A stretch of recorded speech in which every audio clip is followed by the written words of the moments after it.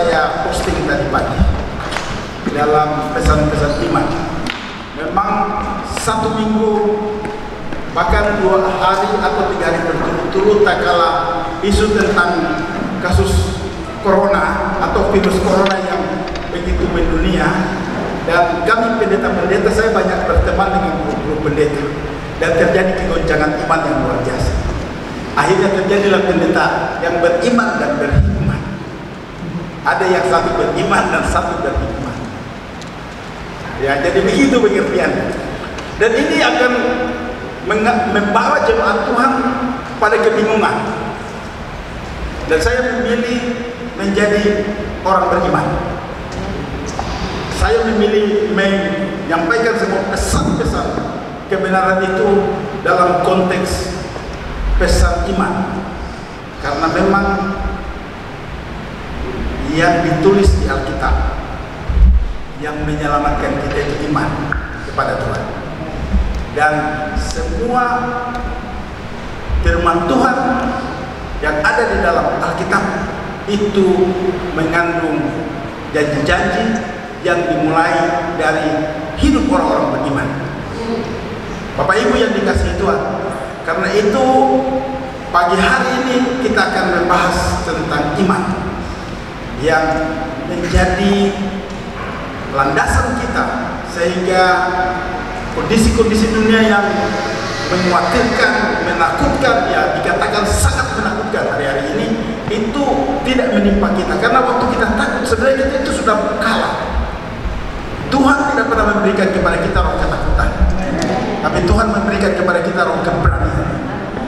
Bapak Ibu yang dikasihi Tuhan, daya tahan kekuatan tubuh kita itu menurun waktu kita mulai takut.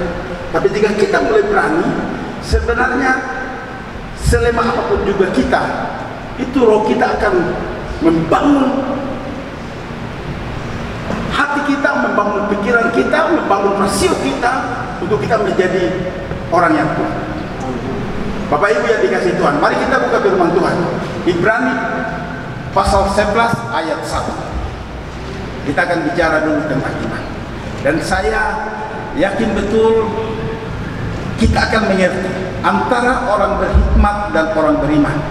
Ternyata dia bisa diumpamakan seperti tangan jiwa kita, dan orang beriman itu bisa diumpamakan seperti tangan kanan. Dia antara hikmat dan antara beriman sebenarnya itu harusnya sejalan, sehingga kehidupan manusia itu menjadi sempurna. Karena jika tidak berhikmat juga salah, tidak beriman juga salah. Hanya cukup beriman tidak cukup untuk menyempurnakan harapan-harapan kita di dalam Tuhan. Tetapi juga jika kita terlalu berhikmat, ini juga agak berbahaya, karena nanti jika sesuatu yang ajaib tidak terjadi dalam gereja, hanya sebatas bisa dicerna dengan rasio, sebenarnya sudah tidak mengagumkan lagi hadirnya gereja di dunia. Karena itu antara berhikmat dan beriman ini harus sejalan. Karena kita mau melihat gereja itu solusi, tapi memang harus dikatakan di medsos hari-hari ini terjadi perang antara orang berhikmat dan orang beriman. Bahkan di grup, ada satu grup saya sampaikan, saya bilang agak berbahaya pelajaran filsafat yang diajarkan di sekolah-sekolah teologi. Tak kala isu-isu yang sangat menakutkan seperti ini itu menjadi senjata untuk membenarkan karena mereka berhikmat. Sebenarnya takut, tapi pakai ayat Alkitab supaya dikategorikan orang berhikmat. Kita anak-anak Tuhan, mari menjadi orang berhikmat, orang beriman, tapi juga menjadi orang yang berhikmat, sehingga kita menuju kepada kesempurnaan yang Tuhan inginkan dalam hidup kita. Ibrani 11 ayat 1, firman Tuhan katakan begini: iman adalah dasar dari segala sesuatu yang kita harapkan dan bukti dari segala sesuatu yang tidak kita lihat. Iman dasar bangunan ini sebelum dibangun, kalau kita lihat secara langsung bangunannya baik, tapi kekuatannya bukan di bangunan yang kelihatan secara fisik ini. Sebenarnya kekuatannya ada di dalam tanah, tidak terlihat. Itu namanya dasar, itu namanya fondasi. Dan iman itu adalah dasar Iman itu fondasi orang percaya. Ingat bahwa ada iman, saudara dan saya, itu ada kekuatan. Keyakinan kita itu adalah kekuatan.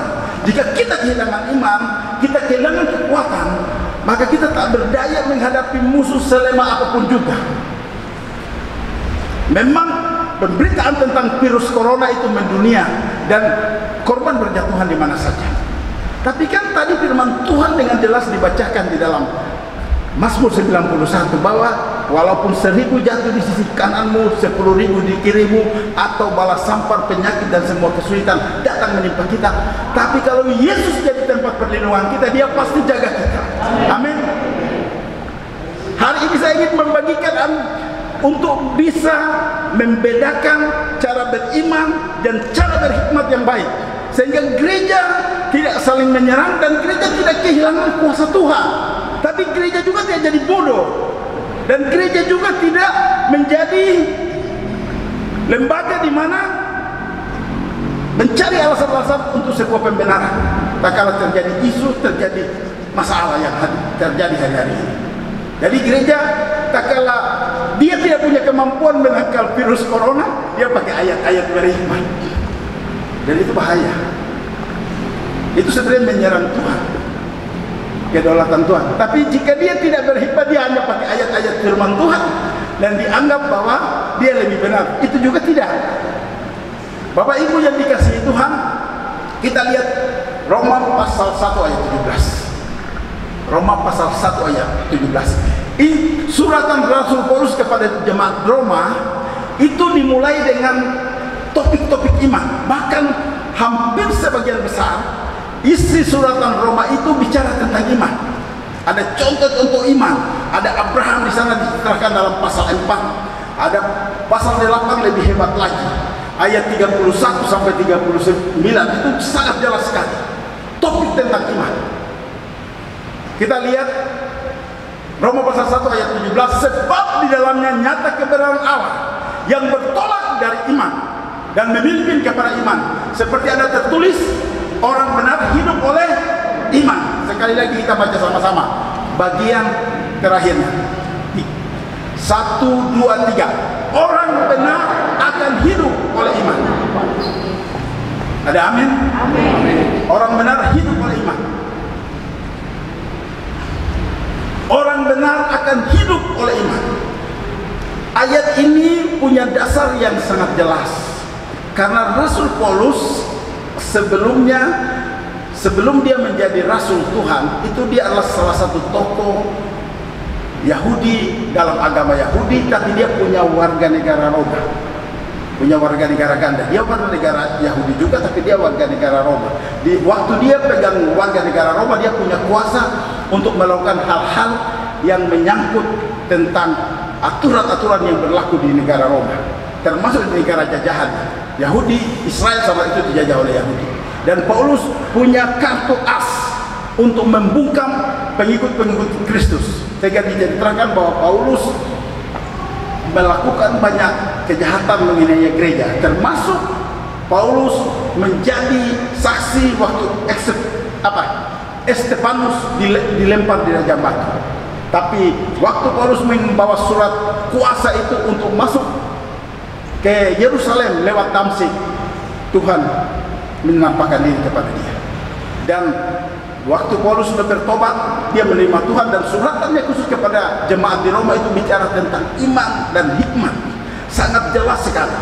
Dan kata-kata iman merupakan kata-kata yang paling inti dari tulisan Rasul Paulus kepada jemaat Roma. Sehingga dalam Roma pasal 1 ayat 17 bagian terakhir dikatakan orang benar akan hidup dengan iman. Kalau lihat ayat-ayat sebelumnya itu Paulus mulai memisah-misahkan orang Yahudi, orang Yunani. Artinya orang yang berhikmat dan orang yang tidak berhikmat. Orang yang mempercayai Tuhan yang secara langsung, tapi orang yang menganalisa setiap keyakinan itu. Hari-hari ini, saat ini gereja ditawarkan dunia seperti itu, dan gereja harus bisa menjawab dengan jelas. Gereja harus punya standar dalam keyakinannya. Apapun terjadi, Dan pemimpin gereja harus ada di barisan paling depan untuk siap menaruh hidupnya. Kalau jadi martir supaya gereja umat tidak kehilangan iman. Apakah orang beriman itu tidak punya rasa takut? Punya rasa takut tidak? Oh punya. Jangan pikir orang beriman itu tidak punya rasa takut. Orang beriman itu dia telah melewati pemikiran yang panjang. Karena orang beriman itu dia menginjak perasaan, dia menginjak ketakutan, dia menginjak pemikiran-pemikirannya, semua analisanya, termasuk dia menginjak apa? Pengetahuan-pengetahuannya. Sampai kepada posisi beriman. Jadi orang beriman itu sebenarnya dia sudah melewati proses yang panjang sebelum dia menyatakan sikap. Bukan orang beriman tidak ada rasa takut, dia takut, tapi dia tahu betul. Dan firman Tuhan menceritakan di dalam Roma pasal 10 ayat 17. Mari kita lihat dulu Roma pasal 10 ayat 17. Saya banyak mengangkat firman Tuhan di surat Rasul Paulus ke Roma supaya jemaat tahu. Dan jika kita selidiki tentang aniaya dan kesulitan gereja pada gereja mula-mula khususnya di Roma itu tidak gampang. Kalau dibandingkan dengan penyebaran virus corona sekarang ini belum apa-apanya sebenarnya. Karena jemaat mula-mula itu dalam bukan tidak bisa berapa banyak ribuan orang itu dianiaya. Jadi iman timbul dari pendengaran dan pendengaran oleh firman Kristus. Ingat baik-baik, iman kekuatan kita kepada Tuhan Yesus Kristus timbul karena pendengaran akan firman Kristus. Sekarang timbul pertanyaan atas hidup kita. Apa yang kita dengar itu akan menjadi kepercayaan kita. Kalau telinga saudara dan saya dipenuhi dengan isu tentang virus corona, maka iman saudara akan mengarah kepada virus corona. Tapi kalau saudara punya telinga dan saya dengar terus kata firman Tuhan, maka hati dan pikiran kita itu akan penuh dengan firman Tuhan. Seberapa banyak yang diisi firman Tuhan? Bagaimana kita bisa mendeteksi firman Tuhan ada di dalam hidup kita? Bagaimana? Dari yang kita hafal. Ada amin?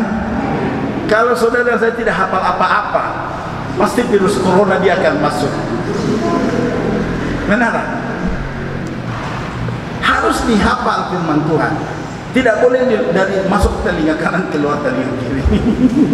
Dia mendarat di dalam pikiran kita. Karena Alkitab katakan dengan jelas, jadi iman timbul dari pendengaran dan pendengaran oleh firman Kristus. Tidak hanya saudara membuka Alkitab lalu membacanya. Tidak, sebenarnya yang dimaksud dengan firman ini firman yang ada di sebelah kiri dada saudara. Apa maksud saya dari sebelah kiri dada kita? Yaitu firman yang tersimpan di hati. Itu. Nah, sekarang ada yang tersimpan kan? Kalau tidak ada ayat Alkitab tentang kuasa Tuhan yang ajaib ada di dalam keyakinan kita, jelas memang kita tak kalah mendengarkan isu seperti ini kita ketakutan, kita kewalahan. Kenapa? Karena tidak ada firman yang tersimpan di dalam hati. Jika firman sungguh-sungguh tersimpan di dalam hati, pasti saudara saya sanggup melewati ketakutan-ketakutan. Sebenarnya persoalannya itu bukan beribadah dan sembahyang di rumah itu salah, tidak. Karena gereja mula-mula juga ibadahnya banyak di rumah-rumah. Tapi persoalannya ini ketakutan. Jika gereja tidak ibadah bersama-sama karena takut nanti virus corona akan menyebar ke jemaat, nah itu salah. Alkitab berkata di hadirat Tuhan itu ada mujizat. Di hadirat Tuhan itu ada kuasa. Dan waktu kita ngumpul bersama-sama seperti ini kan firman Tuhan sendiri berkata, kalau 2-3 orang dan selanjutnya orang berkumpul dalam nama Tuhan, Tuhan ada di tengah-tengah mereka. Kenapa kita jadi takut untuk kumpul? Lalu so tidak ada salam-salaman karena takut nanti tertular. saya mau umumkan ke jemaat hari ini, jika memang virus corona masuk Manokwari, gereja ini akan dijadikan tempat untuk, saya akan lapor pemerintah, tempat untuk rawat orang.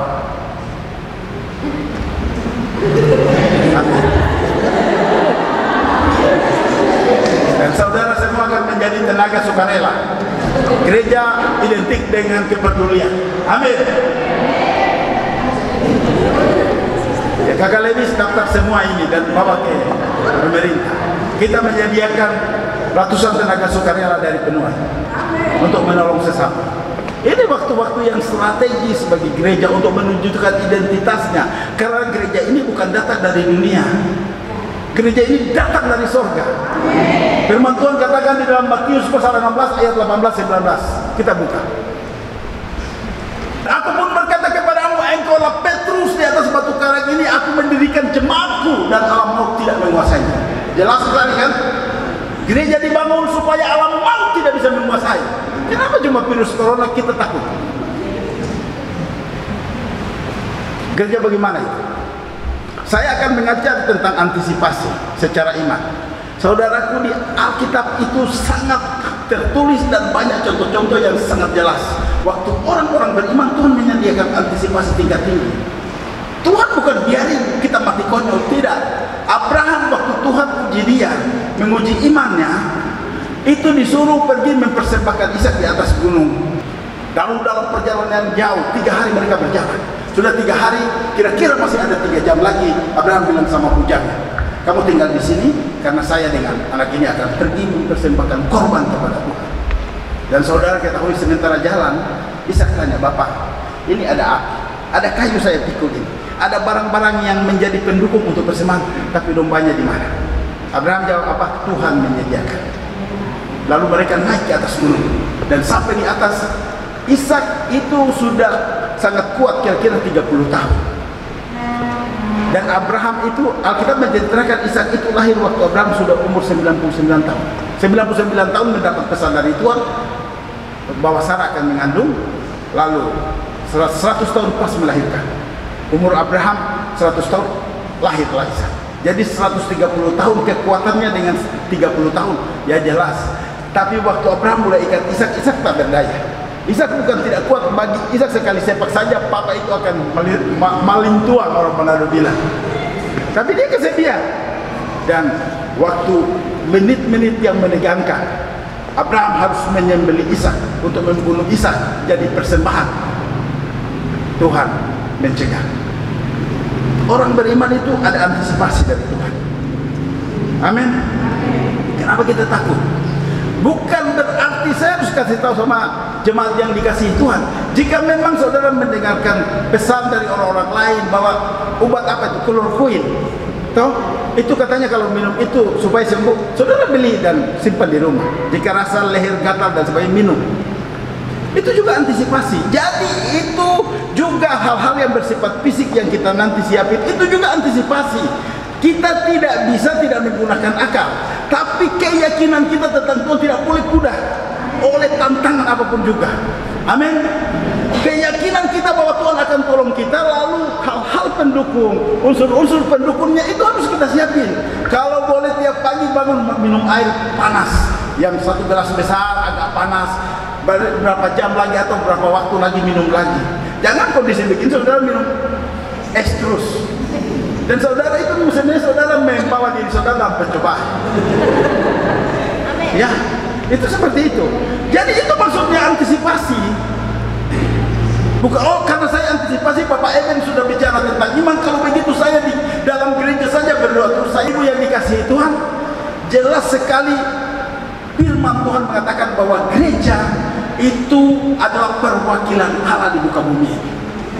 Dan kuasa maut dikatakan apa yang kau ikat di dunia ini akan terikat di surga, dan apa yang kau lepaskan di dunia ini akan terlepas di surga. Ayat 19. Ayat 18 tadi dikatakan bahwa gereja itu didirikan supaya alam maut tidak menguasainya. Jadi gereja sebenarnya tidak takut mati. Jemaat di sini harusnya tidak boleh ada yang takut mati. Yang takut mati berarti masih berpikir masih belum yakin tentang surga. Mati muda, mati sedang, masih tua, itu semua sama-sama mati. Tidak akan bisa kalau belum waktunya Tuhan. Yang penting jangan konyol. Memang betul, kita tahu bahwa di sana ada persoalan. Umpamanya, kalau saudara mau berpergian, saudara mau pakai apa itu, masker silakan pakai, nggak dosa. Nanti saudara lihat, nanti Pak Edo lihat berarti dia beriman. Itu namanya antisipasi. Pakai masker silakan, itu nggak salah. Pakai, menjaga kesehatan, makan bagus dan sebagainya, itu antisipasi. Tetapi waktu saudara beriman, sebenarnya saudara beri kesempatan antisipasi tingkat tinggi hadir dalam hidup saudara. Karena itu iman yang benar itu dia menginjak rasio. Iman yang benar itu dia menginjak pikiran-pikiran kita. Ingat, iman yang benar itu dia menginjak apa? Perasaan-perasaan kita. Kita ini terlalu perasaan. Aduh, gimana ya perasaan saya kalau begini nanti gimana? Sebenarnya belum sampai di sana itu corona dari jauh dia sudah tertawa dengan saudara. Saudaraku yang dikasihi Tuhan, orang benar itu ada hawanya bergerak dari hidupnya. Jadi iblis itu sangat kenal, termasuk penyakit juga kenal. Karena itu digerakkan oleh roh. Penyakit, kelemahan-kelemahan itu tidak terjadi dengan sendirinya, itu digerakkan oleh roh. Karena itu firman Tuhan, para tokoh-tokoh iman dan Alkitab menuliskan peperangan kita itu tidak melawan darah dan daging, tapi melawan penguasa-penguasa di udara, artinya kuasa-kuasa gelap, kekuatan roh yang bekerja di dalamnya. Ini kan rohnya menyebar sangat kuat sekali. Takut nanti bertemu seperti ini, kita selamat-selamat saja. Di sana juga antisipasi kan ada. Ibu-ibu mereka itu kan bagus supaya terdidik juga jemaat bersih ke depan. Gak bisa kotor, kan itu positif kan? Positif tidak? Positif. Dan jemaat terdidik untuk bersih. Oh, kalau kotor memang agak mudah, sangat mudah bakteri, virus masuk dalam hidup kita. Saya membaca sebuah artikel waktu sebuah virus masuk di Afrika, lalu beberapa tenaga medis yang dibimbing secara rohani dan mereka jadi utusan misi ke sana. Itu mereka sudah diprediksi mereka akan kena dan akan mati di sana.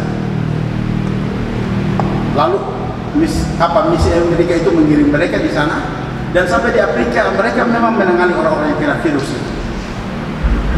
Itu sudah mungkin sekitar 100 tahun lebih cerita tentang masuknya misi gereja di Afrika. Dan waktu mereka menjamah orang itu virus pindah betul, tapi waktu kena di tangan mereka virus itu mati. Karena ada apa? Karena ada kuasa darah Yesus. Jadi jika gereja kehilangan keyakinannya tentang kuasa Tuhan dan semua bisa diselesaikan dengan isi kepala kita, sebenarnya gereja ini sudah tidak ada sesuatu yang mengagumkan lagi, tidak sesuatu yang menarik. Otak-otak kita ini harus ditaklukkan oleh kuasa Tuhan yang ada dalam gereja ini. Karena itu firman Tuhan berkata di dalam Markus 16 ayat 18 bagian B, aku akan mendirikan jemaatku dan alam maut